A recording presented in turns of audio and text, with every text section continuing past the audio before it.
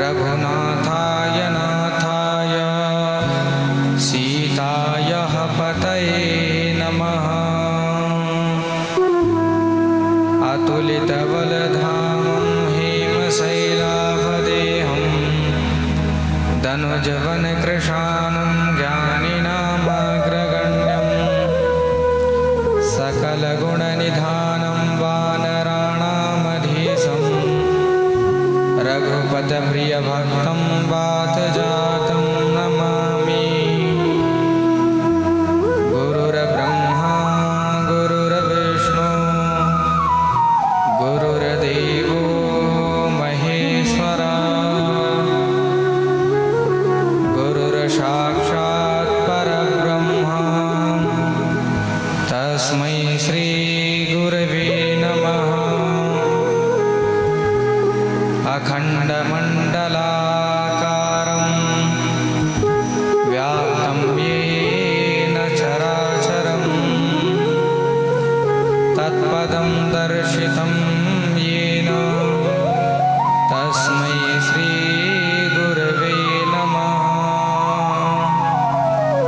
सर्वसद्गुणसम्पन्नं श्यामदासं जगद्गुरुं परम्परां च निर्मोही बडलियाख्यमहं भजे।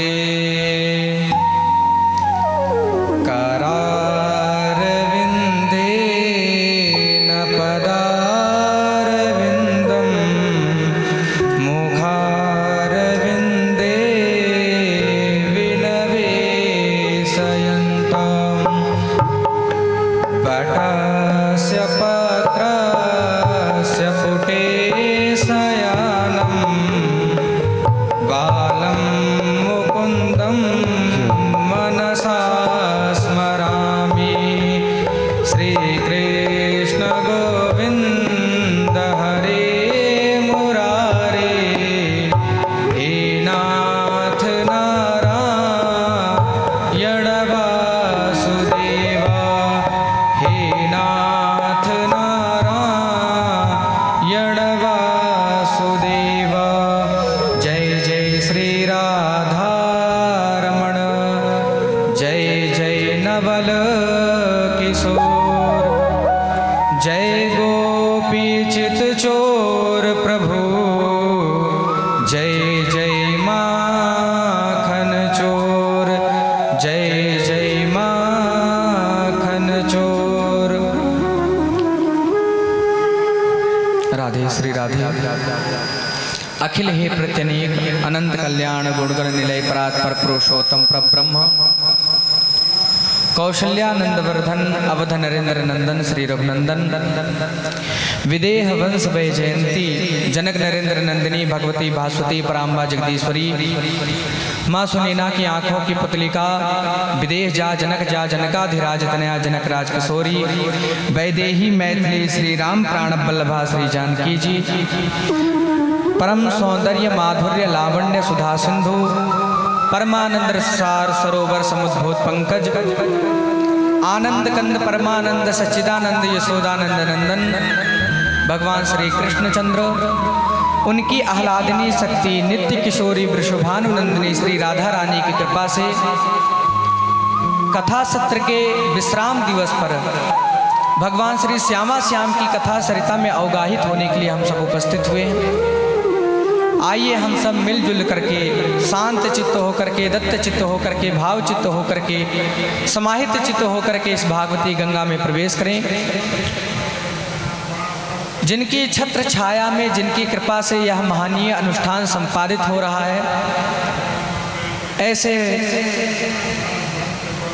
पूज्य संत श्री श्री 1008 श्री श्यामपुरी जी महाराज जिनकी छत्र छाया में बैठ करके यह महनीय और दिव्यतम भव्यतम कार्यक्रम संपादित हो रहा है, उनके कृपा पात्र शिष्य श्री शीतलदास जी महाराज एवं इस धाम के उत्तराधिकारी श्री नारायण दास जी महाराज एवं इस धाम के पुजारी श्री सीताराम दास जी महाराज और इस भागवत कथा के संकल्पक जजमान श्री सोहन धाकड़ जी, सापत्नीक एवं उनके बच्चे एवं उनके परिवार के लोग एवं समस्त धाकड़ परिवार एवं समस्त गांववासी,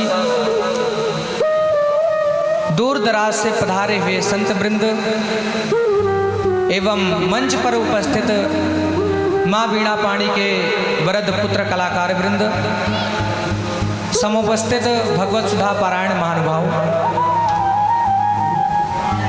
सकल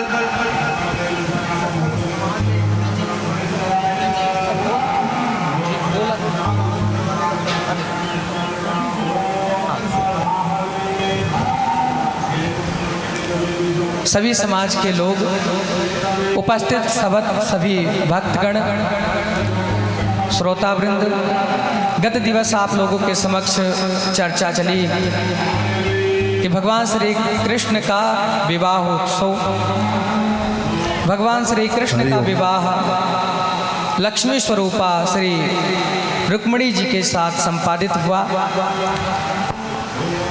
मानो ये रुक्मिणी जी साक्षात लक्ष्मी स्वरूपा हैं और दुनिया में लक्ष्मी के प्रतीक यदि कोई हो सकते हैं तो भगवान ही हो सकते हैं। और दुनिया में यदि लक्ष्मीपति कोई बनने की चेष्टा करेगा तो परमात्मा उससे अपनी लक्ष्मी को छीन लेते हैं। तो यदि हमारे जीवन में लक्ष्मी आ जाए तो लक्ष्मी की धन्यता कब होगी कि जब उन लक्ष्मी को हम भगवान से जोड़ दें। यही लक्ष्मी की प्रसन्नता है। हमारे जीवन में कभी भी यदि हमें लक्ष्मी प्राप्ति हो तो हमें उसे ठाकुर जी को समर्पित कर देना चाहिए, ठाकुर जी से जोड़ देना चाहिए। भगवान पति के रूप में लक्ष्मी का वर्णन करते हैं। तो भगवान श्री कृष्ण का प्रथम विवाह लक्ष्मी स्वरूपा श्री रुक्मिणी जी से संपादित हुआ और इसके अनंतर भगवान के एक पुत्र की प्राप्ति हुई जिनका नाम पड़ा प्रद्युम्न। प्रद्युम्न के रूप में स्वयं कामदेव ही प्रकट होकर के आए। भगवान शिव ने इनको भस्म कर दिया था और कहा था कृष्ण तनई हुई है पति तोरा, बचन अन्यथा होई न मोरा। कि जब यदुवंश में भगवान परमात्मा कृष्ण का अवतार लेकर के आएंगे तब उनके पुत्र के रूप में आपके कामदेव आपके पति के रूप में प्राप्त होंगे। तो अपने पति को यहाँ पर जो रति हैं इनका यहाँ पर जन्म मायावती के रूप में हुआ है और इन्होंने अपने पति को प्राप्त करके और इनका पालन पोषण करती हैं। पालन पोषण तो करती हैं लेकिन धीरे धीरे जब प्रद्युम्न जी बड़े हुए तो कहा कि एक तरफ से तो आप हमारी माँ बन करके हमारी सेवा कर रही हो और दूसरी तरफ से आपकी वृत्ति जो है एक व्यवहार ऐसा लग रहा है जैसे किसी पत्नी का होता है। तब यहाँ पर मायावती ने सारी घटनाएं बताई कि आप मेरे ही पति हैं। भोलेनाथ ने आपको भस्म कर दिया था और मुझे वर दिया था कि जब कृष्ण भगवान अवतार लेकर के आएंगे तब उनके पति उनके बालक के रूप में आपके पति का अवतार होगा और आज मुझे आपकी प्राप्ति हुई है। तब रति अपने पति का पालन पोषण करती हैं। इसके अनंतर सारी घटनाएं बताई, कहा कि मैं तुम्हारी रति हूँ और ये सम्रासुर जो है आपका हरण करके जब आपका जन्म हुआ भगवान श्री कृष्ण के घर पे महल में, तब यह जो है सम्रासुर आपका अपहरण करके लेकर आया और इसने समुद्र में फेंक दिया था। और समुद्र में जब आपको एक मछली निकल गई थी, और जब मछुआरे ने उस मछली को पकड़ा और पकड़ के ला करके समरासुर के रसोई में ही महाराज दे दिया। और जब मछली को महाराज पकाने के लिए जब काटा गया तो मछली के पेट से ही ये प्रद्युम्न जी जिंदा जीवित निकले। तब ये मैं मायावती के रूप में आई और मैंने आपका लालन पोषण किया और आप मेरे पति हैं। महाराज प्रद्युम्न जी ने समरासुर का जाकर के वध किया। इस दुष्ट ने मुझे मेरी माता पिता से मुझे अलग कर दिया और मुझे ला करके समुद्र में फेंक दिया था। तो प्रद्युम्न जी जाकर के समरासुर का वध करते हैं और लौट करके द्वारिका आते हैं। भगवान श्री कृष्ण और रुक्मिणी जी प्रसन्न हो जाती हैं। आप विचार करें, किसी का खोया हुआ पुत्र महाराज और आज बहुत दिनों के बाद लौट करके आ रहा है, तो माता पिता के खुशी का ठिकाना नहीं रहा। भगवान श्री कृष्ण और रुक्मिणी जी प्रसन्न हो गई कि आज मेरा खोया हुआ वर्षों बाद मेरा पुत्र आ गया, और साथ में पुत्र ही नहीं आया, पुत्र के साथ बहू भी आ गया। महाराज आह्लाद का विषय छा गया, प्रसन्नता छा गई पूरी द्वारिका में। आगे चल करके महाराज द्वारिका में एक सत्राजित नामक व्यक्ति था महाराज, और ये भगवान सूर्य नारायण का बड़ा भक्त था, उपासक था। भगवान सूर्य नारायण इस पर प्रसन्न होकर के इसको एक मणि प्रदान की, और यह मणि महाराज डेली 8 क्विंटल सोना प्रदान करती थी।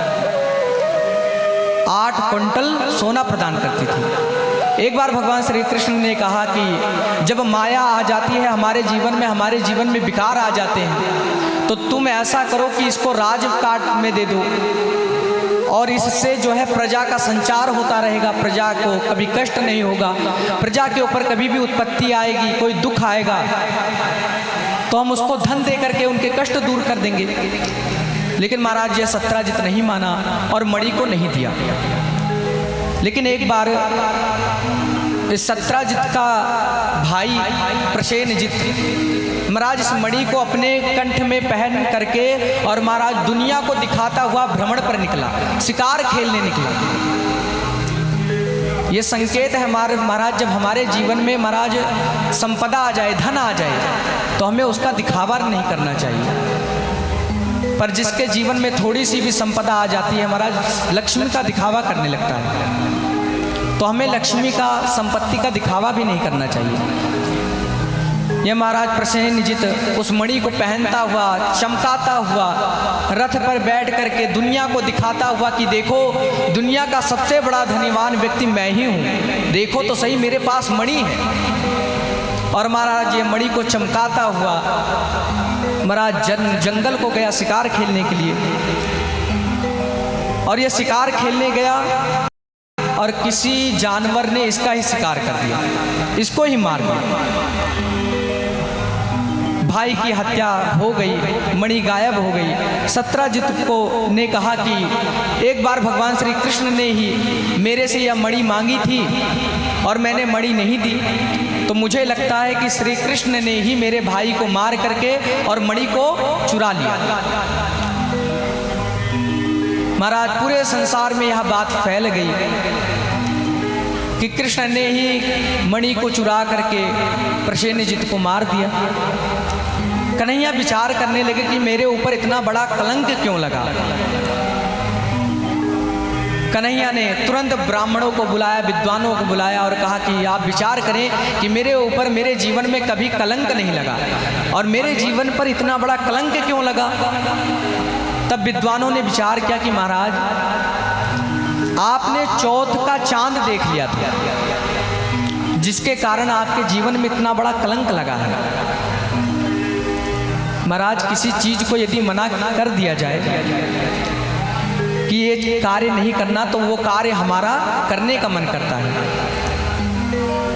इसी प्रकार भगवान ने कहा कि चलो चौथ का चांद नहीं देखना चाहिए। ये विचार ही कर रहे थे, पर मन में आया कि चलो एक बार देख लेता हूँ, और भगवान ने चौथ का चांद देख लिया, जिसके कारण, जिसके प्रतिफल के रूप में आज ये हुआ कि भगवान को भी कलंक लगा। और ये दुनिया कैसी है महाराज, कि दुनिया भगवान को भी नहीं छोड़ती। हम चलते हैं, हमें पत्थर भी लग जाता है महाराज, बल्कि वो निर्जीव है, फिर भी हम उसको गालियां देते हैं। संसार ने भगवान पर कलंक लगाया। ये ऐसा संसार है महाराज जहाँ पर सीता माता भी आकर के बदनाम हुई है। ऐसा देश है महाराज, ऐसा संसार है। तो यदि भगवान भी साक्षात अवतार लेकर के अवतरित हो जाएं तो संसार वाले उन पर भी दोष लगा देते हैं, उन पर भी कलंक लगा देते हैं। ब्राह्मणों ने बताया कि प्रभु आपने चौथ का चांद देखा जिसके कारण आपको कलंक लगा। तो कहा इस कलंक को दूर कैसे किया जाए। तब विद्वानों ने कहा प्रभु यदि जब तक यह मणि प्राप्त नहीं होगी तब तक आपका यह कलंक धुलेगा नहीं। तब भगवान ने तुरंत गोष्ठी बुलाई और गोष्ठी बुलाकर कहा विचार करो कि मणि गायब कहाँ हुई। तब महाराज सब लोगों ने विचार किया। तब पता चला कि सिंह ने प्रसेनजित को मार कर फेंक दिया। तब भगवान श्री कृष्ण अपने साथियों को लेकर के, अपने सैनिकों को लेकर के महाराज जंगल को जाते हैं। और जैसे ही जंगल को जाते हैं तो क्या देखते हैं कि प्रसेनजित मरा पड़ा हुआ है। और आगे चलते हैं तो महाराज सिंह के निशान दिखाई पड़ते हैं। धीरे धीरे आगे जाते हैं तो सिंह के निशान गायब हो जाते हैं, फिर भालू के निशान दिखने लगते हैं। अब भगवान श्री कृष्ण अपने सैनिकों को लेकर के वो भालू का जो निशान था उस पर चले जाते हैं। और जाते जाते वह एक गुफा तक पहुंचा और फिर गायब हो गया, निशान खत्म हो गया। भगवान को लगा कि जिसने इतनी हत्याएं की हो, जो मार सकता है वो कोई साधारण व्यक्ति नहीं होगा। जिसने प्रसेनजित को मार करके मणि हासिल की है वो कोई साधारण व्यक्ति नहीं होगा। तो भगवान अपने साथियों से बोलते हैं कि तुम आप लोग यहीं बाहर ठहरो और मैं भीतर जाता हूँ, मैं देख करके आता हूँ कि प्रसेनजित की हत्या किसने की है। अब जैसे द्वारिकाधीश गुफा के अंदर प्रवेश करते हैं तो महाराज वह दिव्य चढ़ी मणि महाराज चमकती हुई दिखाई पड़ी। अब जैसे भगवान श्री कृष्ण उस मणि के पास पहुंचते हैं तो क्या देखते हैं कि उस मणि को एक बालिका, एक छोटी सी कन्या लेकर के बैठी हुई है। भगवान श्री कृष्ण धीरे से उस बालिका के पास पहुंचे और कहा कि ये मणि मुझे दे दो। अब जैसे ही उस बालिका ने भगवान श्री कृष्ण को देखा वैसे तो चिल्ला पड़ी, वो तेज से चिल्लाई और उसकी चिल्कारी को सुनकर के महाराज जामवंत जी जो थे, भालू रीक्ष, विशालकाय रीक्ष जो था महाराज, वह निकल के उस गुफा से आया और कहा कि तुम अनजान व्यक्ति मेरी गुफा में कैसे घुस आए, बिना मेरी आज्ञा के तुम मेरी गुफा में कैसे आ गए। भगवान श्री कृष्ण ने कहा कि मेरे ऊपर कलंक लगा है और वो कलंक इसलिए भी लगा है कि मैंने मणि चुरा ली है, तो ये मणि आप मुझे दे दो। तब वह विशालकाय महाराज जो भालू था महाराज, रीक्ष था, तब वो कहता यह यदि तुम्हें मणि लेनी है तो तुम्हें मेरे से युद्ध करना पड़ेगा। तब महाराज द्वारिकाधीश का और उस भालू का महाराज 27 दिनों तक युद्ध चलता रहा, 27 दिनों तक।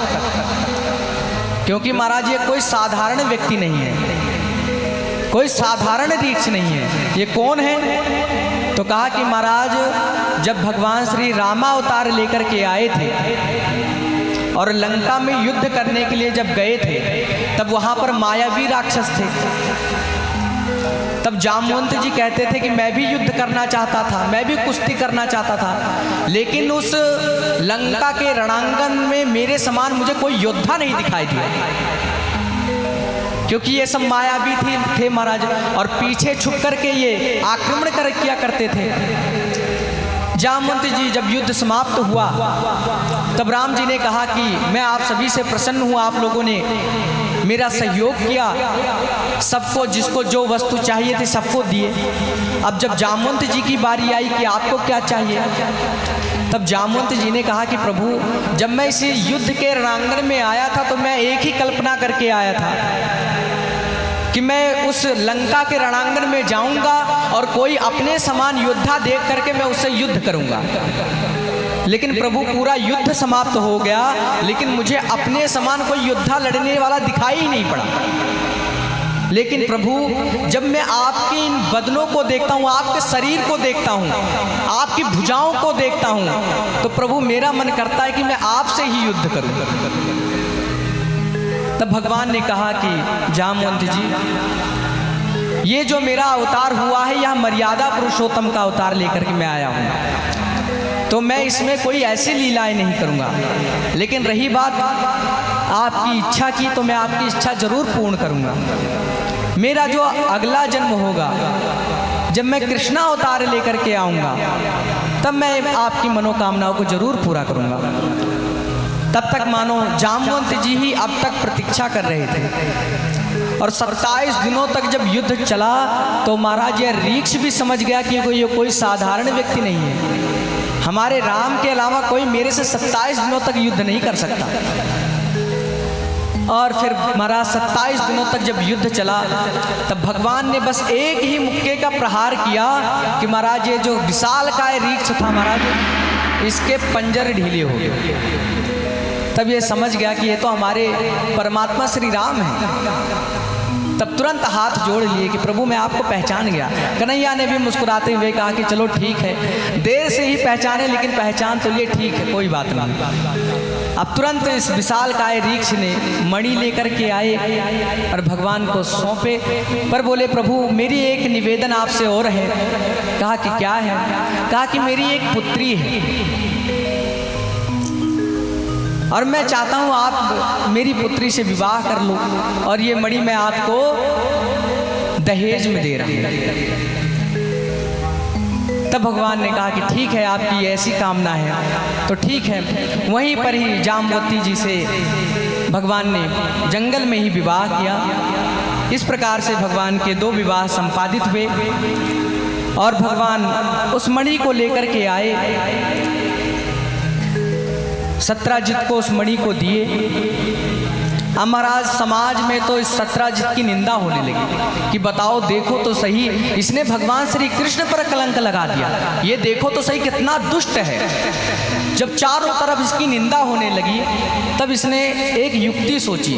कहा कि जब तक मैं भगवान श्री कृष्ण से नहीं मिलूंगा, उनसे नहीं जुड़ूंगा, तब तक ये मेरा कलंक मेरा भी समाप्त नहीं होगा। तब वह मणि को लेकर के आया है और अपनी पुत्री को लेकर के आया है, और कहा कि प्रभु ये मणि आप ले लो और मेरी पुत्री से विवाह कर लो। तब भगवान ने कहा कि जब हमारे जीवन में माया आ जाती है, तब हमारी बुद्धि विकृत हो जाती है, हमारी बुद्धि दूषित हो जाती है। हम ब्राह्मणों पर अत्याचार करने लगते हैं, हम संत महात्माओं पर अत्याचार करने लगते हैं। इसलिए मुझे ये मणि नहीं चाहिए, और इसी के कारण मेरे जीवन में एक बार कलंक लगा है। तो अब मैं ये नहीं चाहता कि मेरे जीवन में फिर से दोबारा कलंक लगे, इसलिए ये मुझे मणि नहीं चाहिए, आप लेकर जाओ।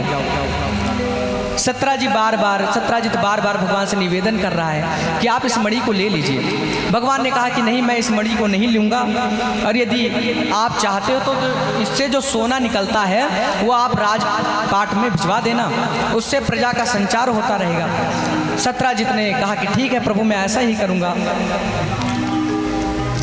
तब सत्राजित ने अपनी सत्यभामा को लेकर के आए और भगवान को सौंप दिए।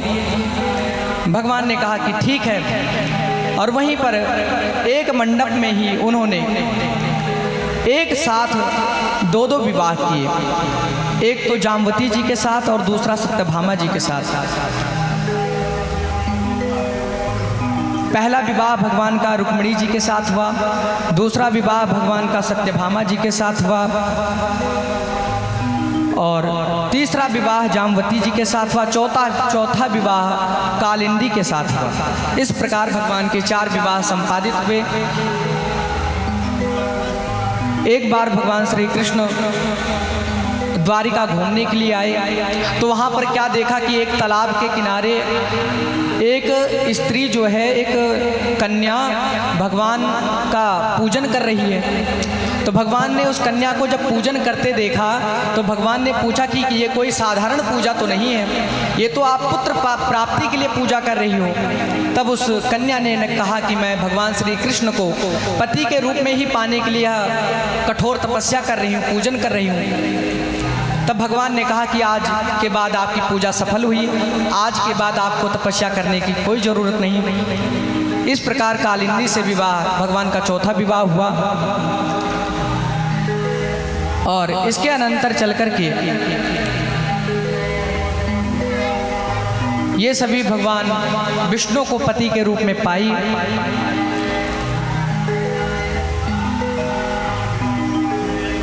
तो कन्हैया का चौथा विवाह कालिंदी जी के साथ हुआ। बोलिए बाल कृष्ण लाल की जय, कालिंदी कृष्ण भगवान की जय। इस प्रकार कालिंदी का विवाह संपादित हुआ। ये कालिंदी यमुना जी की पुत्री हैं। किसी ने पूछा कि यमुना जी आप काली क्यों हो? तो किसी संत ने कहा कि इन्होंने भगवान श्री कृष्ण का इतना ध्यान किया कि ये स्वयं काली हो गई। भगवान श्री कृष्ण के ध्यान में इन्होंने इतना ध्यान किया कि भगवान की छाप, भगवान का जो नीलमणि की तरह है वो छाप इनके ऊपर चढ़ गई। तो मान लो कालिंदी से भगवान ने चौथा विवाह संपादित किया। उसके अनंतर पांचवा विवाह भगवान ने वृंदा जी के साथ संपादित हुआ। और छठा विवाह भगवान का सत्या जी के साथ हुआ।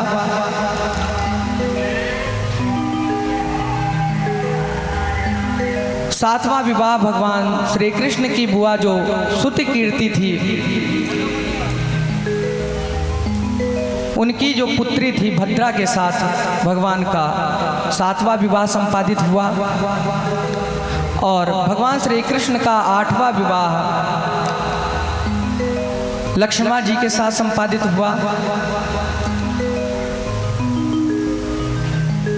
ये भगवान की 8 रानियां हैं। इस विधि से, इस प्रकार से भगवान के अभी तक 8 विवाह संपादित हुए। एक बार देवर्षि नारद जी महाराज स्वर्ग लोक से एक पुष्प लेकर के आए और उस पुष्प को द्वारिकाधीश भगवान श्री कृष्ण को भेंट के रूप में दिया। भगवान श्री कृष्ण के बगल में पास में बैठी थी रुक्मिणी जी। भगवान ने वह पुष्प रुक्मिणी जी को दे दिया। इधर नारद जी सत्यभामा जी के पास पहुंचे और जाकर के कहते हैं कि मुझे लगा था, जो मैं पारिजात का पुष्प लेकर के आया था, मुझे लगा था कि भगवान श्री कृष्ण आपको देंगे, क्योंकि आप सबसे सुंदरी हो, 8 रानियों में आप सबसे सुंदरी हो। तो मुझे लगा कि भगवान श्री कृष्ण सबसे अधिक आपको ही प्रेम करते होंगे, लेकिन उन्होंने तो रुक्मिणी जी को वो पुष्प दे दिया। तब यहाँ पर सत्यभामा जी उदास हो गई और मुंह फुला करके बैठ गई। भगवान श्री कृष्ण ने पूछा कि आप मुंह फुला कर क्यों बैठी हुई हो? तब सत्या जी कहते हैं कि आपने वो पारिजात का पुष्प मुझे नहीं दिया। तब भगवान ने कहा आपने एक बार बताया तो होता, मैं पारिजात का पुष्प नहीं, पारिजात का पेड़ ही ला करके आपके आंगन में लगा देता, आपके आंगन में सजा देता, लेकिन आपने एक बार भी मुझे नहीं बताया। लेकिन एक दिन सत्यभामा जी को लेकर के भगवान गरुड़ पर विराजमान हुए और गरुड़ पर बैठ करके महाराज सत्यभामा जी को घुमाने के लिए निकले और बोले चलो मैं पारिजात के वृक्ष का दर्शन करा के लाता हूँ और साथ में तुम्हें पारिजात वृक्ष भी दिला करके लेकर आता हूँ। भगवान अपने गरुड़ पर विराजमान हुए और स्वर्ग को जाने लगे। जाते जाते रास्ते में महाराज प्राग ज्योतिषपुर नामक एक नगर मिला। भगवान द्वारिकाधीश उधर से गुजर रहे थे और वहाँ का जो राजा था महाराज यह बड़ा दुष्टा था, भौमासुर। इसने विचार किया कि भगवान ने रास मंडल रचाया था, तो इसने भी विचार किया कि मैं भी रास मंडल रचाऊंगा। तब ये क्या करता कि प्रत्येक राज्यों में जाता और वहाँ राज्य पर आक्रमण करके उनके राजाओं को परास्त करके हरा करके और वहाँ पर जो सुंदर सुंदर स्त्रियाँ रहती थी, कन्याएं रहती थी, उनका हरण करके ये ले आता और अपने कारागार गृह में बंद कर देता। भगवान श्री कृष्ण द्वारिकाधीश ने देखा कि इन सब कन्याओं को मुक्त करना पड़ेगा, मुक्ति दिलानी पड़ेगी, और भगवान श्री कृष्ण ने यह उपाय बनाया और यहाँ पर भगवान आए और इस भौमासुर का महाराज वध किया और जितनी भी कन्याएं थी उनको उस कारागृह से मुक्त किए। तब जा करके भगवान की 1108 विवाह संपादित हुए। 16,100 इसने अपने कारागृह में बंद कर रखा था और 8 हो, तब इस प्रकार 16,108 विवाह भगवान के संपादित हुए। जब भगवान ने इनको मुक्त किया तब ये 16,100 जो कन्याएं थी, जब भगवान ने इनको कारागृह से मुक्त कराया तब कहा कि अब आप लोग अपने अपने घर को जाइए। तब इन कन्याओं ने कहा कि प्रभु अब हम क्या मुंह लेकर के अपने घर को जाएंगे। पहली बात तो हमसे अब कोई विवाह नहीं करेगा और दूसरी बात हमारे माता पिता अब हमको घर में रखेंगे नहीं। क्यों? क्योंकि हम अभी तक इस दुष्ट के कारागृह में बंद रहे और इतने दिनों बाद यदि हम कहीं जाएंगे तो हमें कोई स्वीकार नहीं करेगा। तो भगवान ने कहा कि यदि दुनिया में कोई किसी को स्वीकार नहीं करता तो उसको परमात्मा स्वीकार करते हैं। दुनिया जिसको छोड़ देती है परमात्मा कहते हैं मैं उसको ग्रहण करता हूँ, मैं उसको स्वीकार करता हूँ। तो भगवान श्री कृष्ण ने कहा कि आप लोग चिंता ना करो, मैं आप लोगों से विवाह करूँगा। तो महाराज यहाँ पर 16,100 मंडप बने और भगवान ने फिर इनसे विवाह संपादित किया। इस प्रकार से भगवान के 16,108 विवाह संपादित हुए। इसके अनंतर एक दिन भगवान अपने बाल गोपाल के साथ बैठे हुए थे, विचार कर रहे थे कि आज विचार आया भगवान श्री कृष्ण के मन में कि चलो अपने बाल सखाओं को लेकर के हम कहीं घूमने चले। अब भगवान श्री कृष्ण अपने ग्वाल सखाओं को लेकर के, अपने बेटा बेटी को सभी को लेकर के महाराज घूमने के लिए निकले। और घूमने के लिए निकले कि जाकर के एक जंगल में विश्राम करने लगे। भगवान के जो पुत्र लोग थे, बेटे लोग थे, वो उसी जंगल में खेलने लगे। अब खेलते खेलते उन्होंने क्या देखा कि महाराज बॉल के साथ खेल रहे थे और खेलते खेलते उनकी बॉल कुएं में गिर गई, जाकर गिर गई। अब जैसे ही उन्होंने बालकों ने जाकर कुएं में झांका कि कुएं में महाराज एक विशाल का एक गिरगिट पड़ा हुआ था। बच्चे डर गए। तुरंत दौड़ते दौड़ते भगवान श्री कृष्ण के पास आए, पिताजी चल के देखिए उस कुएं में क्या है। भगवान श्री कृष्ण उठ करके जैसे ही कुएं के पास आए तो देखते हैं महाराज विशाल काय महाराज गिरगिट पड़ा था। भगवान श्री कृष्ण ने अपने उंगलियों से उसके शरीर का जैसे ही स्पर्श किया कि महाराज वह दिव्य शरीर स्वरूप धारण करके महाराज एक व्यक्ति प्रकट हो गया। और महाराज यह अयोध्या के राजा हुए थे, नृग। तब भगवान श्री कृष्ण ने कहा कि आप कौन हो और ये विशाल काय आपका गिरगिट शरीर इस कुएं में क्यों पड़ा हुआ था, आप मुझे बताइए। तब नृग ने कहा कि प्रभु आप मेरे नाम को कभी नहीं सुना होगा। भगवान ने कहा कि नहीं, मैं आपको नहीं जानता। तब कहा कि दानियों में सबसे ऊपर किसी का नाम आता है तो मेरा नाम आता है। भगवान ने कहा अच्छा।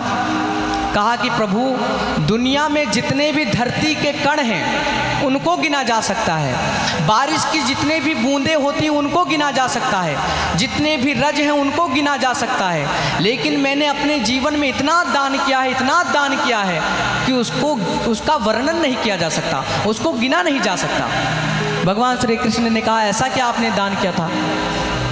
तब कहा इसने, नृग ने, कि महाराज मैं गायों का दान करता था और मैंने अपने जीवन में इतनी गायें दान की जिसका महाराज पता नहीं लगाया जा सकता।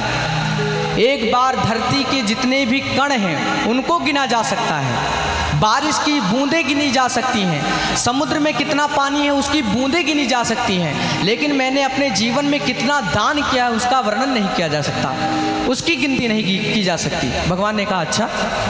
तो कहा क्या दान किए थे। तो इसने कहा कि महाराज मैंने अपने जीवन में गैया दान की थी, मैंने अपने जीवन में इतने गौ दान किए जिसको कोई बता नहीं सकता। भगवान ने कहा कि तुमने कोई उल्टी सीधी गाय दान की होगी, जो मरने वाली गौ रही होंगी, जो दूध ना देती रही होंगी, ऐसी गाय का तुमने दान किया होगा। तब इस नृग ने कहा कि नहीं प्रभु, मैंने ऐसी गायों का दान नहीं किया। कहा कि प्रभु, मैं ऐसी गायों का दान करता था, पहले उनके सींगों में स्वर्ण मंडवाता था, उनकी सींगों को स्वर्ण रंजित करवाता था, और उनके खुर में, उनके पैरों में मैं चांदी का खुर बनवा करके उन्हें पहनवाता था, और पीला पीला पीताम्बर महाराज उनके ऊपर डाल करके, और जो महाराज दूध देने वाली नई नवेली गौ रहती थी, ऐसी गौ का मैं दान करता था, और मैं खूब दान करता था। भगवान ने कहा लेकिन कारण क्या हुआ कि तुम्हें ऐसा श्राप मिला कि तुम्हें गिरगिट बनना पड़ा। तब इस नृग ने कहा कि प्रभु, मैं एक बार मैंने गैया दान की, एक ब्राह्मण आया, मैंने उसको गाय दान की, और वो गाय को लेकर के जा रहा था। अब वो ले जा करके उसने गाय को अपने घर में बांधा, लेकिन गाय की आदत होती है महाराज कि अपने पुराने मालिक के पास आ जाती है गैया, पुराने मालिक को याद करके दौड़ करके चली आती हैं। अब उसने जा करके अपने घर पर वो गाय को बांधा अपने खूंटे से, लेकिन रात में वह अपने खूंटे से छूट करके कहाँ पर आ गई, जहाँ पर ये दान करते थे उसी गाय में आकर के सम्मिलित हो गई। दूसरे दिन क्या हुआ कि महाराज फिर दूसरे ब्राह्मण आए, और इन्होंने फिर उसी गाय का ही दान कर दिया। एक बार तो इन्होंने इस गाय का दान किया, तो दोबारा उसी गाय का दान कर दिया। अब यह ब्राह्मण इस गाय को लेकर के जा रहा था, और जाते जाते रास्ते में क्या हुआ कि दोनों ब्राह्मण आपस में मिल गए। कहा कि ये तो गाय मेरी है। उसने कहा कि नहीं, ये तो मैं अभी कृष्ण से अभी दान करवा करके लेकर आ रहा हूँ। उसने कहा अभी कल तो भगवान श्री कृष्ण ने मुझे ये गाय दान की थी। अब महाराज दोनों ब्राह्मण की लड़ाई हो गई, और जब मसला ये नहीं सुलझा तब क्या किए कि दोनों ब्राह्मण गौ को लेकर के भगवान श्री कृष्ण के पास आ गए, और कहा कि महाराज नृग के पास आ गए श्री राम, और कहा कि महाराज इसका निदान आप ही करें। तब ये महाराज जो नृग थे ये इसका निदान नहीं कर पाए। कहा कि मेरे समझ में तो कोई बात नहीं आ रही, मैं क्या करूं, क्या समाधान करूं, और मुझे तो पता नहीं ये गैया कब रात में हमारे गौशाले में आके सम्मिलित हो गई, हमें तो पता ही नहीं चला। तो ये दोनों ब्राह्मण क्रोधित हो गए और कहा कि दो ब्राह्मण को तुम लड़ाते हो, जाओ, मैं तुम बार बार रंग बदल रहे हो, जाओ मैं तुम्हें श्राप देता हूँ कि तुम जाकर के गिरगिट बन जाओ। बार बार तुम दान करके उस दान को वापस लेते हो, फिर दान करते हो, बार बार तुम अपने यश को बढ़ाने के लिए उसी गाय का बार बार दान कर रहे हो, गिरगिट की तरह तुम अपने स्वरूप को बदल रहे हो। अब तुरंत महाराज ब्राह्मणों ने इन्हें श्राप दिया, और ब्राह्मणों के श्राप के कारण बताते हैं कि प्रभु मुझे गिरगिट बनना पड़ा, और आज आपने मुझे स्पर्श किया तब मेरा उद्धार हुआ, और यदि आप नहीं आए होते तो मेरा उद्धार भी नहीं हुआ होता। तब भगवान श्री कृष्ण, इसका उद्धार हुआ, ये चला गया। तब भगवान श्री कृष्ण अपने ग्वाल सखाओं से, ग्वाल बालों से कहते हैं, बेटों से, कि इससे आपको शिक्षा क्या मिली। तब कहते हैं भगवान श्री कृष्ण, इस प्रसंग से हमें यही शिक्षा मिली कि हम कभी भी यदि दान करें तो उस दान को महाराज सावधानी पूर्वक करें, कि ऐसा ना हो कि हम दान करें और दूसरे ब्राह्मण आपस में लड़ जाएं। हमें ऐसा दान भी नहीं करना चाहिए। दान हमें सोच समझ के करना चाहिए, हम किसको दान दे रहे हैं, और महाराज दान देने के बाद कभी भी हमें उसका उपभोग भी नहीं करना चाहिए कि हमने किसी को कोई वस्तु दान की। आजकल लोग दान कर देते हैं, दान करने के बाद उसी खाट और चद्दर का इस्तेमाल करते हैं, और बाद में फिर ब्राह्मण जब आते हैं तो उसी को फिर दान कर देते हैं। तो महाराज कहा इसका बहुत सावधानी पूर्वक दान करें, और यदि सावधानी हट गई तो उसका प्रतिफल, महाराज ये इतने दान करते थे लेकिन केवल इनके जीवन में एक ही गलती हुई कि एक गाय का दोबारा दान कर दिए। प्रतिफल ये हुआ कि महाराज इनको गिरगिट बनना पड़ा। तब ये भगवान से याचना किए, भगवान आज आपके स्पर्श से मुझे मुक्ति मिल गई। तो कहा अब आप कहाँ जा रहे हो? तब कहा कि अब मैं स्वर्ग को जा रहा हूँ। कहा कि जब मैं स्वर्ग को गया तो यमराज जी ने मेरे से पूछा कि आपके जीवन में महाराज एक तो दुख भी है और बाकी आपके जीवन में सुख भी है, तो आप अपने जीवन में पहले सुख को भोगोगे या दुख को भोगोगे?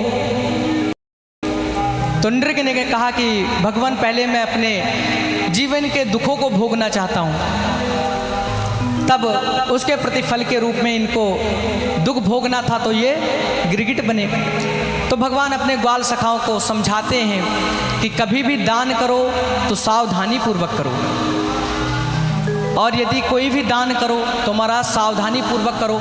दूसरी चीज़, यदि हम भगवान को कोई चीज़ समर्पित करें तो महाराज वो अच्छी चीज़ समर्पित करें।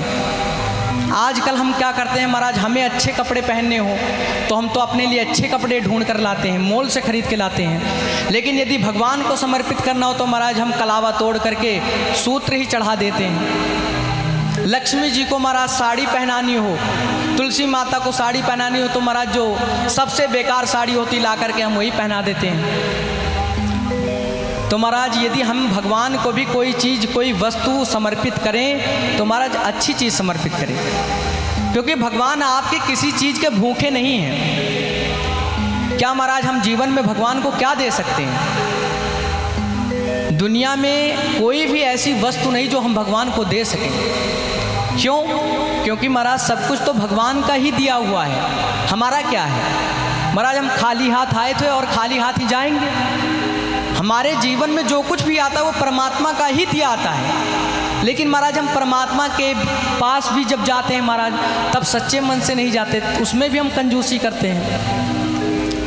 तो भगवान अपने नन्हे नन्हे बाल सखाओं को यह शिक्षा देते हैं कि कभी भी जीवन में ब्राह्मणों का, हमें गलती से भी साधु संतों का हम अपमान ना करें। हमारे जीवन में कोई भी ऐसी गलती ना बन जाए कि ब्राह्मणों का और साधुओं का अपमान ना बन जाए। तो बच्चों, जीवन यदि जीना तो हर इस चीज़ का, इस पहलू का ध्यान रखना। इस प्रकार से भगवान अपने बच्चों को समझाते हैं। दूसरा संकेत ये है कि हमें जीवन में कभी भी कहीं घूमने जाना हो तो कहाँ अपने बच्चों को लेकर के जाएं? तो कहा यदि हमें कहीं जीवन में घूमने जाना हो तो अपने बच्चों को ऐसी जगह लेकर जाएं जहां जाकर के उनका जीवन बन सके, जहां पर जाने के बाद उनको अच्छी शिक्षा मिल सके।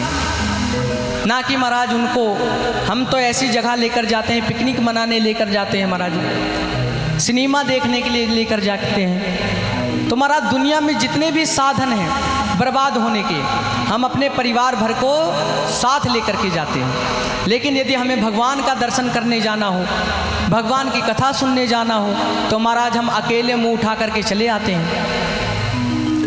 तो महाराज आप यही प्रयास करें अपने जीवन में कि कभी भी वह महाराज ऐसी जगह पर अपने बच्चों को लेकर के ना जाएं जहां जाकर के उनका जीवन महाराज नरक बन जाए। ऐसी जगह लेकर के जाएं जहां उनका जीवन जो है महाराज सुगंधित हो जाए, उनका जीवन महाराज शुद्ध हो जाए। और जीवन में वो स्थान कहाँ है? तो महाराज केवल धाम है। यदि हम भगवान के मंदिर में जाएंगे, भगवान के विग्रह को देखेंगे, भगवान के स्वरूप को देखेंगे तो हमारे भीतर का जो विकार है वह स्वतः ही दूर हो जाएंगे। हमारे बच्चों के जीवन में आने वाली जितनी भी कष्ट और समस्याएं हैं वो स्वतः ही दूर हो जाएंगी। तो महाराज इस प्रकार से, विविध प्रकार से भगवान अपने नन्हे नन्हे बाल सखाओं को समझाते हैं। आइए हम लोग भी 2 बार भगवान नाम का आश्रय लें, बड़े भाव के साथ तालियों की सेवा करते हुए। श्री राम जय राम जय जय राम, श्री राम जय राम जय जय राम, श्री राम जय राम जय जय राम, श्री राम जय राम जय जय राम।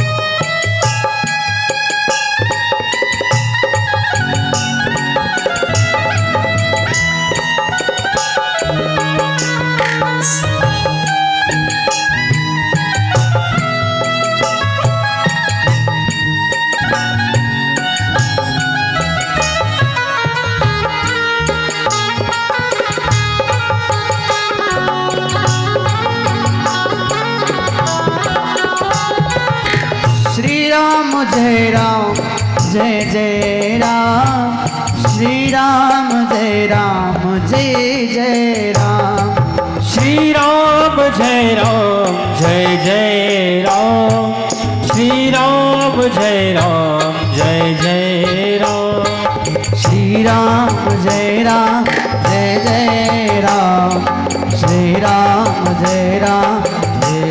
जय राम श्री राम जय जय राम श्री राम जय जय राम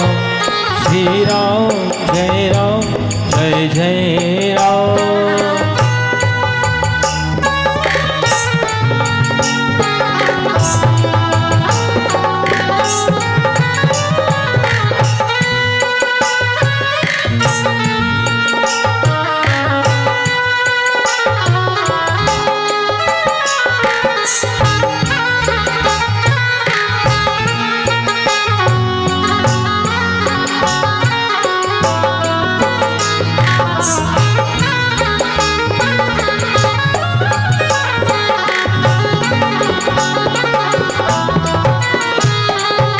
श्री राम जय जय राम श्री राम जय जय राम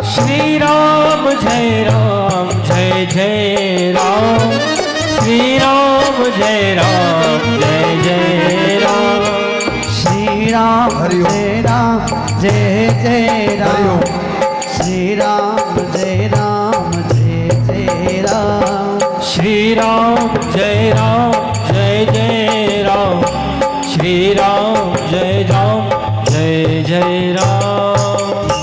हरिओम। विशेष सूचना सुन ले भैया, जितने भी कार्यकर्ता है कोई भी यहाँ ऊपर आकर नाश्ता नहीं करेंगे, सिर्फ संतों के लिए व्यवस्था है। हम लोग क्या है कि अपना नियम बिगाड़ देते हैं, हमें यही पता नहीं रहता। आपको खाना पीना है भोजनशाला में जाइए, आपकी भोजन की खाने पीने की या जो भी व्यवस्था है भोजनशाला में, ऊपर सिर्फ आपको सेवा के लिए बुलाया है। जो संत महात्मा आएंगे हम अपने हाथों से लेकर खाने लग जाएंगे। अपने घर को कटोरदान थोड़ी है, हो संतों का भंडारा प्रसादी है, ठीक है। एक भी किसी भी गृहस्थी को कोई नहीं दोगे यहाँ से नाश्ता, वो भूखे मरे वहाँ जाओ भोजनशाला में। यहाँ की व्यवस्था सिर्फ संतों की है। कथा भी व्यास से भी निवेदन है, 10:30 पे कथा विराम करनी है आपको। कथा कितनी लंबी खींचो, भजन करो, कुछ भी करो, जो कह दिया उसको ध्यान में रखकर कर्म करे, व्यवस्था न बिगाड़े। श्रीमद्भागवत महापुराण की, श्री कृष्ण चंद्र भगवान की। एक बार देवर्षि नारद जी के मन में विचार आया कि भगवान इतने बड़े परिवार के साथ कैसे रहते होंगे। विचार किए देवर्षि नारद जी, और विचार करके द्वारिका आ गए। और वहाँ पर क्या देखते हैं कि पहले कमरे में जा कर के देखते हैं तो पहले कमरे में भगवान श्री कृष्ण रुक्मिणी जी के साथ नित्य क्रिया कर रहे हैं। विचार करने लगे कि आज मैं चल कर के भगवान श्री कृष्ण के समस्त कमरों में देखता हूँ कि इतनी सारी रानियाँ, भगवान उनके साथ कैसे रहते होंगे। इतने सारे ग्वाल सखा, इतने सारे उनके पुत्र पौत्र हैं, अब वो कैसे रहते होंगे इतने बड़े परिवार में। अब देवर्षि नारद जी आए और पहले कमरे में गए तो भगवान अपने ही स्वरूप में रुक्मिणी जी के साथ बैठ करके नित्य पूजा पाठ कर रहे हैं। दूसरे कमरे में गए तो वृंदा जी के साथ भगवान महाराज पूजा पाठ कर रहे हैं। तीसरे कमरे में गए तो भगवान अपनी पत्नी के साथ अपने बच्चों को पढ़ा रहे हैं। चौथे कमरे में गए तो भगवान अपने बच्चों को ज्ञान सिखा रहे हैं, नीति सिखा रहे हैं। पांचवें कमरे में गए तब भगवान कहीं पर भजन कर रहे हैं, कहीं पर माला जप रहे हैं। इस प्रकार अनेक कमरों में घूमते हुए 16,108 कमरे में देवर्षि नारद जी गए और उन कमरों में जाकर के क्या देखते हैं कि भगवान श्री कृष्ण प्रत्येक कमरे में, प्रत्येक रानियों के साथ हैं। और एक कमरा ऐसा दिखा कि जहां पर भगवान दिखे नहीं। अब देवर्षि नारद जी सोचने लगे कि लगता है कि इनकी या तो अभी शादी नहीं हुई होगी या तो कन्हैया अभी भी विचार बना रहा होगा। तो नारद जी इतना सोच करके उस कमरे में घुसे तो देवर्षि नारद जी ने कहा कि आपकी अभी शादी नहीं हुई। तो जो औरत बैठी थी उसने मुंडी हिलाई कि नहीं अभी तो नहीं हुई, बोली नहीं, केवल मुंडी इशारे से कहा कि नहीं। देवर्षि नारद जी ने कहा शादी विवाह करोगी? तो उस देवी ने मुंडी हिला दी कि हाँ करेंगे। अब कहा कि मुझसे करोगी, कर लोगी? तो फिर उन्होंने मुंडी हिला दी कि हाँ कर लेंगे। अब महाराज लेकिन उन्होंने कहा कि मेरी एक शर्त है। देवर्षि नारद जी ने कहा जल्दी से बताओ क्या शर्त है? कहा कि जितने भी कमरे हैं 16,108, मैं आपके कंधे पर बैठ जाऊं और मुझे उन सब कमरों का दर्शन करना है। उनकी खिड़की से केवल मुझे उनका दर्शन करा देना बस। देवर्षि नारद जी ने कहा कि ठीक है मेरे कंधे पर बैठ जाओ। और देवर्षि नारद जी ने उनको अपने कंधे पर बिठाया और प्रत्येक कमरों में घुमाने लगे। और महाराज जैसे ही थोड़े बहुत कमरे बीते झकाते झकाते कि महाराज अब कमर टूटने लगी। लेकिन नारद जी कह रहे हैं अब तो विवाह हो ही जाएगा, थोड़ी परिश्रम और कर लूँ। नारद जी ने कहा चलो भैया और करता हूँ, और बढ़े। इसी प्रकार झांकते झांकते 16,108 कमरों में झकाया और अंत में कहा कि देवी अब मेरे से विवाह करो। और जैसे ही विवाह करने को कहा उस देवी ने अपना घूंघट ऊपर उठाया तो महाराज उस घूंघट में कोई और नहीं था, कन्हैया ही थे। अब महाराज तुरंत देवर्षि नारद रीझ गए, चीख गए, कहा कन्हैया तू मेरा विवाह किसी जन्म में नहीं होने देगा, तू हर बार मेरे विवाह में टांग अड़ा दे। गाड़ी यज्ञशाला की पार्किंग में लगवा दे, उधर बाहर निकल, दरवाजे से बाहर निकल के वहाँ खड़े हुए जो भी कार्यकर्ता वो कहे संतों को यहाँ छोड़कर पुनः गाड़ी वहाँ पर बुलवा लिया जाए, ऐसे कह देना।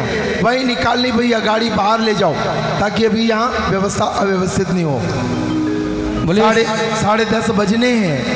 कथा व्यास जी को पहले मैंने कहा जो सुनाई नहीं दिया, 10:30 बजे आपको कथा विराम करनी है। आरती करोगे 11 बजे की, खींचो मत उसको, लंबी मत। 5 मिनट में हो रहा है। बोले श्रीमद् भागवत महापुराण की, कृष्णचंद्र भगवान की। इस प्रकार भगवान अपनी लीलाएं करते हैं और इसके अनंतर सुदामा चरित्र आता है, लेकिन समय का अभाव है और हमें और भी प्रसंगों को विराम करते हुए आगे बढ़ना है।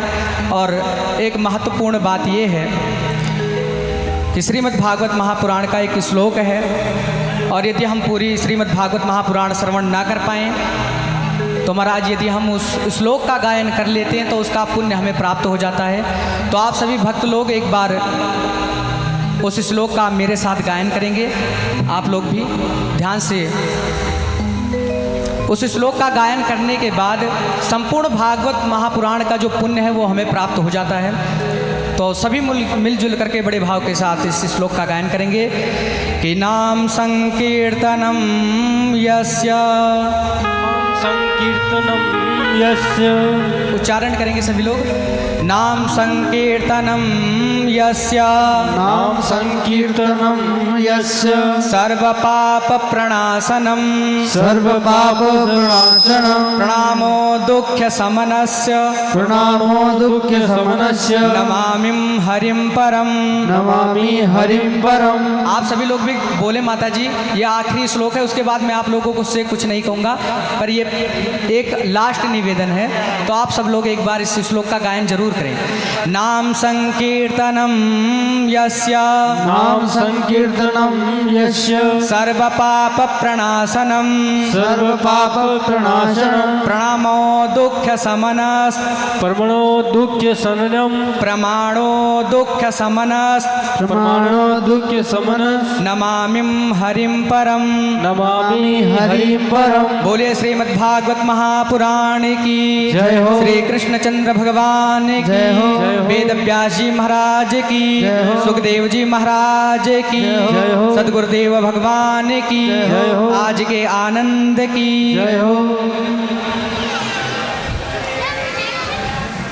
जय जय श्री सीताराम। अब मैं आप लोगों से निवेदन करूं कि हमारे भैया जो आर्गन पर अभी तक आपको भजन श्रवण करा रहे थे, ऐसे वादक श्री हमारे रवि गंधर्व भैया, आप लोग तालियों की सेवा करके इनकी स्वागत कर सकते हैं, तालियों की सेवा करते हुए। और ढोल पर हमारे ढोल वादक भैया श्री संजय गंधर्व जी, आप इनके लिए भी तालियों की सेवा करते हुए स्वागत कर सकते हैं। और पैड पर हमारे जीवन गंधर्व भैया हैं, आप इनके लिए भी तालियों की सेवा करते हुए स्वागत कर सकते हैं। और हमारे कथा के जजमान श्री सोहन धाकड़ जी, जो महाराज प्रतिदिन 7 दिनों तक अनवरत व्रत रख करके और इन्होंने भागवत श्रीमद् भागवत महापुराण का श्रवण किया। तो धन्य है ऐसे जजमान और धन्य है ऐसे श्रोता जो आप लोगों ने भी बड़े भाव के साथ कथा श्रवण किया। आप लोग मेरे जजमान के लिए, परीक्षित के लिए भी ताली जोरदार बजा दें। और एक बार आप लोग अपने लिए भी अच्छे श्रोता हैं, तो इसलिए आप लोग एक बार अपने लिए भी ताली जोरदार बजा दें। और इस कार्यक्रम के जितने भी पदाधिकारी गण हैं, कोषाध्यक्ष और जो इस कार्यक्रम का महाराज बड़े अच्छे ढंग से निर्वाहन कर रहे हैं, ध्यान रख रहे हैं, एक बार उन पदाधिकारियों गण के लिए भी जोरदार ताली आप लोग बजा दें। इन्हीं के साथ मैं अपनी वाणी को आज विराम करता हूं। और आइए भगवान की मंगल आरती, तत्पश्चात भगवान का, गुरुदेव भगवान का जो आदेश होगा वो हम लोग करेंगे। इन्हीं के साथ यदि मेरे मुख से कोई गलत बात निकली हो तो आप लोग अपना बालक समझ के, अपना बच्चा समझ के मुझे क्षमा कर देना। मैं व्यास पीठ से आप सबसे हाथ जोड़कर निवेदन करता हूँ, यदि मेरे मुख से कोई गलत बात निकल गई हो तो आप लोग क्षमा कर दीजिएगा। और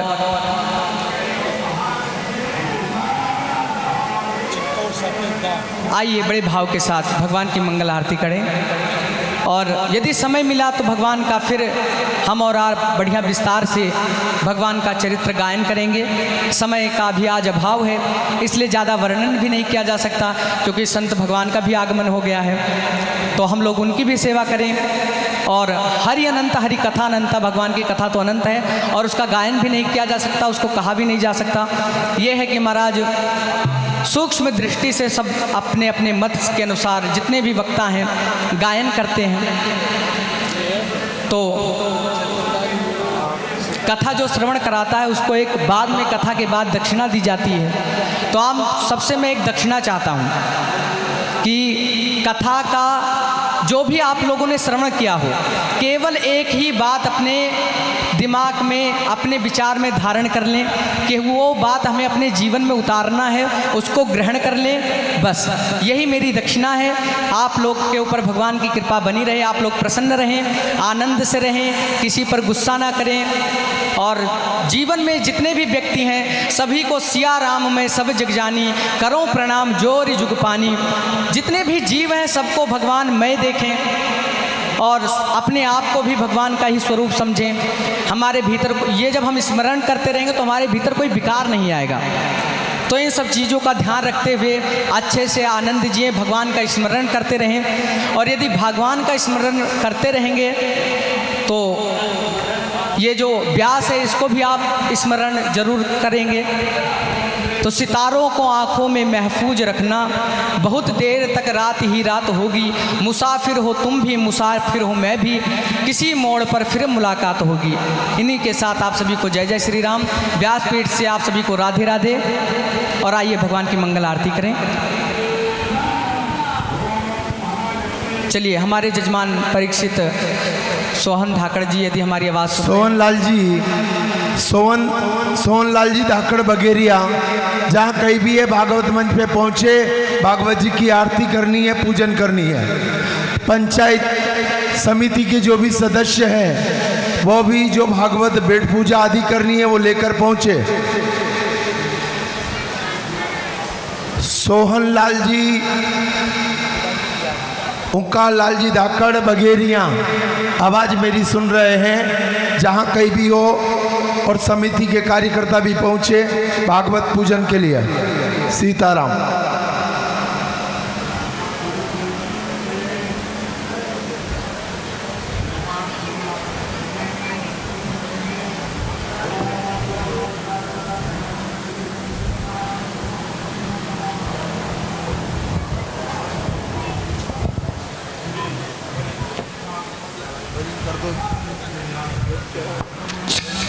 हेलो।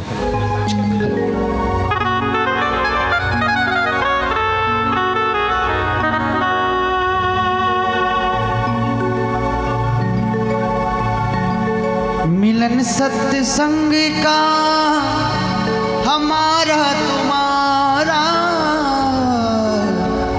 मिलन 7 दिन का हमारा तुम्हारा, रही जिंदगी तो मिलेंगे दोबारा, रही जिंदगी तो मिलेंगे दोबारा।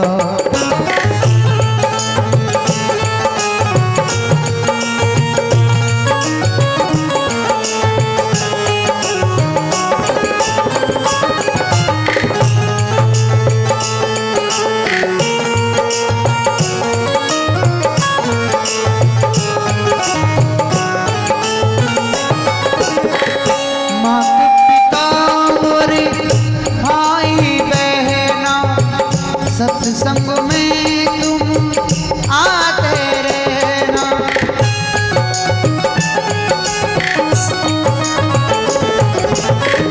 माता पिता और भाई बहना, सत्संग में तुम आते रहना, यही आपसे कहना हमारा, यही आपसे कहना हमारा।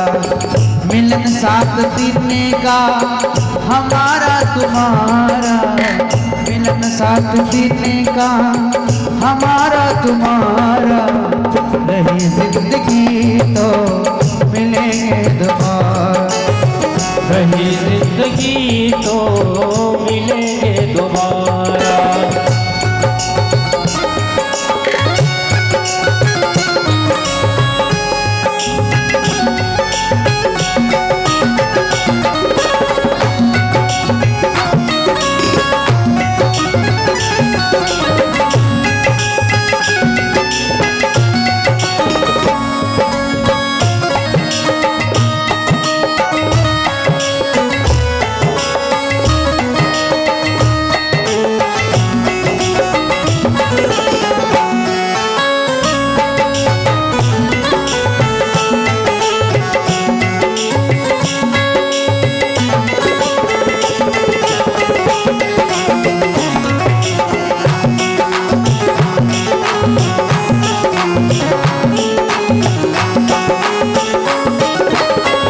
रमता जोगी बहता पानी, अपनी तो बस एक कहानी, रमता जोगी बहता पानी, अपनी तो बस एक कहानी, इसी तरह दुनिया में जीना हमारा, इस तरह दुनिया में जीना हमारा।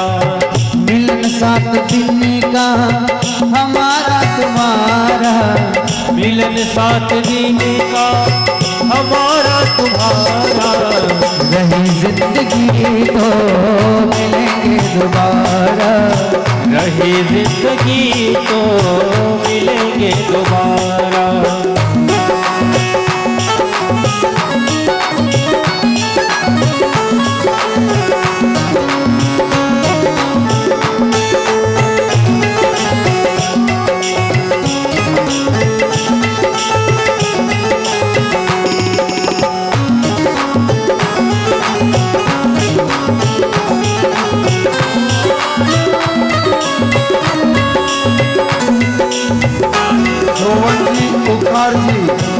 सोवन जी उकार जी धाकड़ बगेरिया, भैया किसके पास नंबर हो तो फोन कर दे उसको, सोवन जी को उनको को आए और समिति वाले भी आ जाए।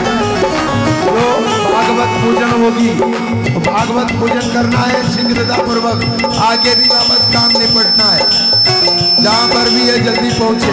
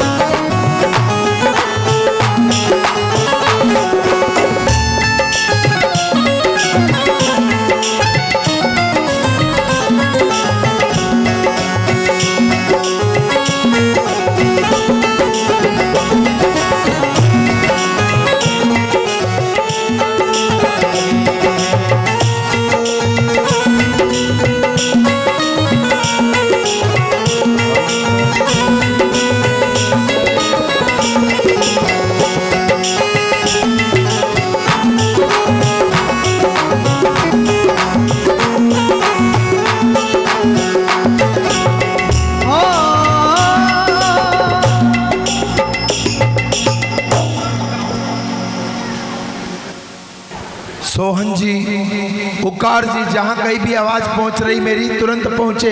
भैया इतने देर डार रहोगे तो कैसे काम होगा। अब पहले ही कह दिया था मैंने कभी 10:30 पे पूजन है, तो भी पता नहीं था। अगर नहीं कहे तो फिर क्या हो। जल्दी आ जाएं जहां कहीं भी है, और समिति कार्यकर्ता भी पहुंच जाए ताकि भागवत पूजन कर भागवत की विदाई कर दे।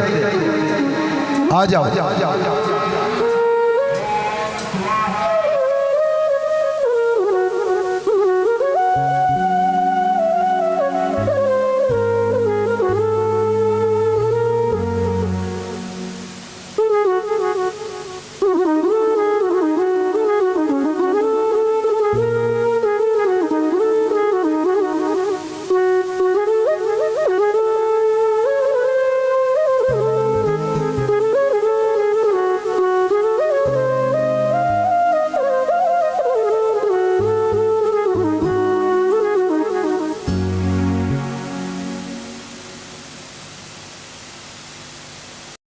इष्टनेमि स्वस्ति नो बृहस्पतिर्ददातु मंगल मरुतः प्रश्निमातरः सुभञ्जावानो विदधे भुजगमयः अग्निर्जिह्वा मनवः सूर्यचक्षसो विश्वेनो देवा अवसागमन्यः भद्रं कर्णेभिः सुडयाम देवा भद्रं पश्येमाक्षभिर्जत्राः स्थिरैरङ्गैस्तुष्टवागुं सस्तनो भृव्यसेमहि देवहितं जदायुः सतमिन्नुसरदो अन्त्यदेवाजत्रानश्चक्राजरसन्दनूनां पुत्रासो जत्रपितरो भवन्ति मानो मध्यारेरिकतायुर्गन्तोः अदितिर्द्यौरदितिरन्तरिक्ष मदितिर्माता सपिता सपुत्रः विश्वे देवादितिः पञ्चजना अदितिर्जातमदितिर्जनित्वं द्यौः शान्तिरन्तरिक्षं शान्ति पृथिवी शान्तिरापा शान्तिरोगदया शान्तिवनस्पतया शान्तिर्विश्वे देवाः शान्तिब्रह्म शान्ति सर्वगुं शान्ति शान्तिरेव शान्ति सामा शान्तिरेदे सुखशान्तिर्भवतु जतो यथा समीहसे ततो नो अभयं कुरु सन्नः कुरु प्रजाभ्यो भयन्न पशुभ्यः सुखशान्तिर्भवतु। श्रीमन्महागणाधिपतये नमः।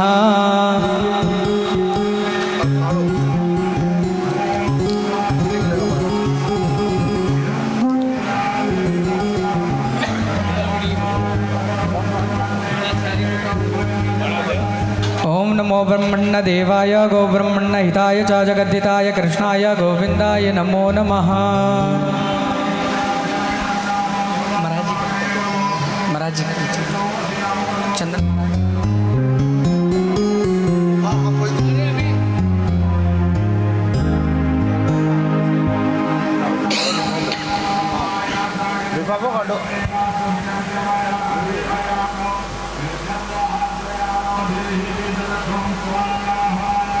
हरिओम।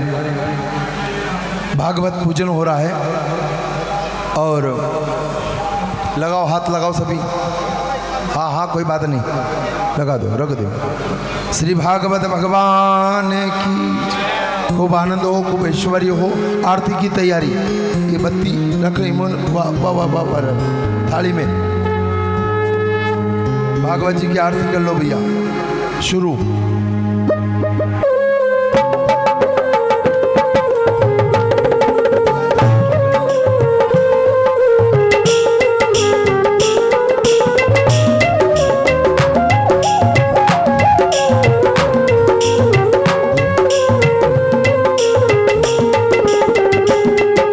भागवत भगवान की है आरती, पापियों को पाप से है तारती। श्री भागवत भगवान की है आरती, पापियों को पाप से है तारती।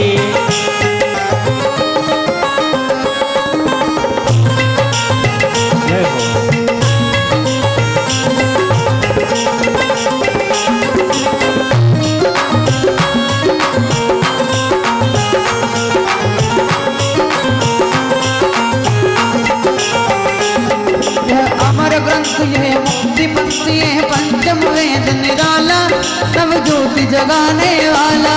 ये अमर ग्रंथ ये मुक्ति पंथ ये पंचम वेद निराला, सब ज्योति जगाने वाला। हरि नाम यही हरि जान यही, हरि नाम यही हरि नाम यही, जग के मंगल की आरती। पापियों को पाप से है तारती। आरती। श्री भागवत भगवान की है आरती, पापियों को पाप से है तारती।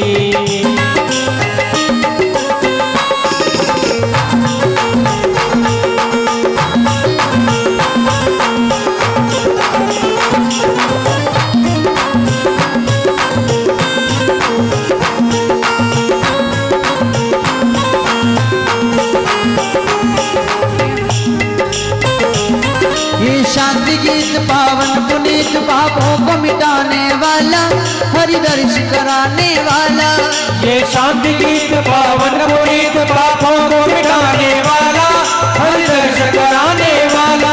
ये सुख करणी है दुख हरणी, ये सुख करनी है दुख हरणी। श्री मधुसूदन की आरती, पापियों को पाप से है तारती। श्री भागवत भगवान की है आरती, पापियों को पाप से है तारती।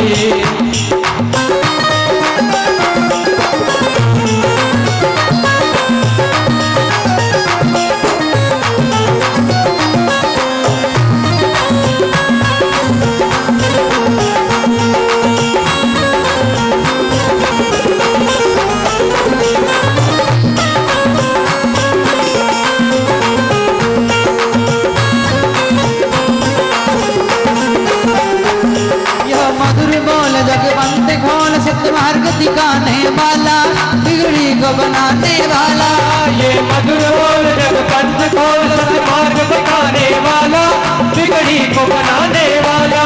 श्री राम यही घनश्याम यही, श्री राम यही घनश्याम यही, श्री राम यही घनश्याम यही। श्री राम यही घनश्याम यही। प्रभु की महिमा की आरती, पापियों को पाप से तारती। श्री भागवत भगवान की है आरती, पापियों को पाप से तारती।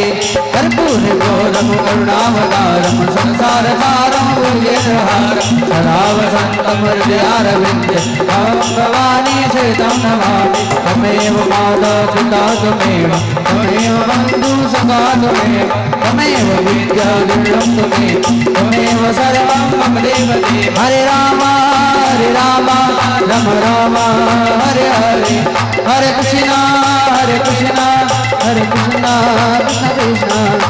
नटखट बंसी वाले गोकुल के राजा, मेरी अखियां तरस गई अब तो आजा।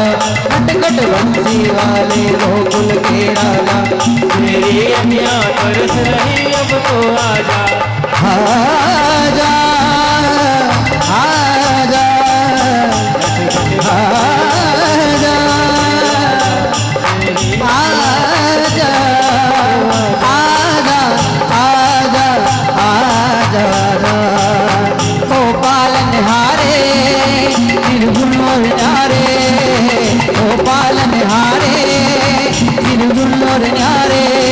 अरे तुमरे बिना हमारा कौन नहीं, अरे तुमरे बिना हमारा कौन नहीं। ठाकुर भगवान की जय।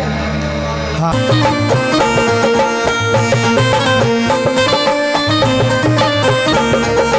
हमारे खम्मा के घड़ी रे खम्मा, हमारे खम्मा ओ घड़ी रे खम्मा। हमारा सांवरिया सरकार जी ने खम्मा रे खम्मा। हमारा सांवरिया सरकार जी ने खम्मा रे खम्मा।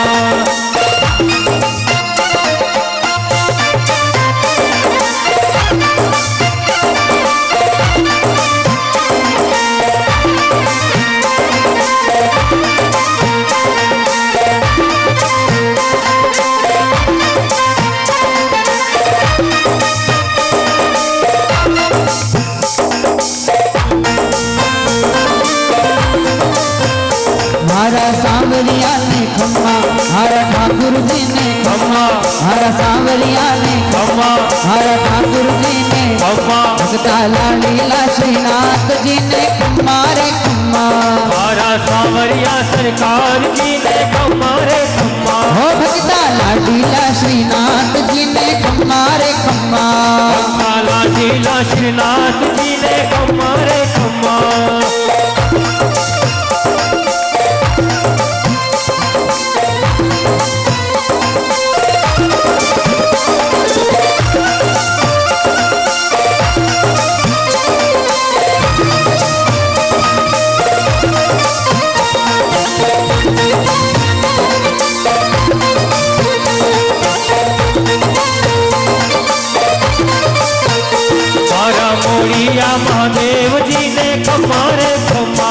हमारा मोड़िया महादेव जी ने हमारे खम्मा हमारा मुकेरिया महादेव जी ने हमारे खम्मा हमारा मुकेरिया महादेव जी ने हमारे खम्मा हमारे खम्मा हमारे खम्मा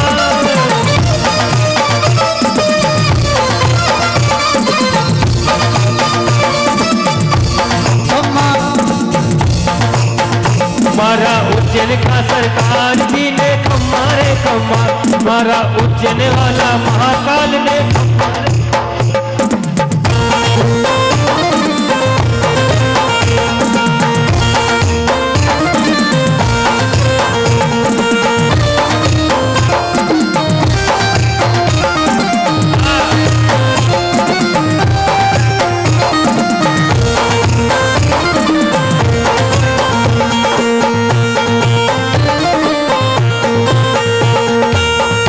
हमारा सांवरिया सरकार जी ने हमारे खम्मा हमारा सांवरिया सरकार जी ने हमारे खम्मा ओ हमारे खम्मा रानी रे खम्मा हमारे खम्मा रानी रे खम्मा हमारा सांवरिया सरकार जी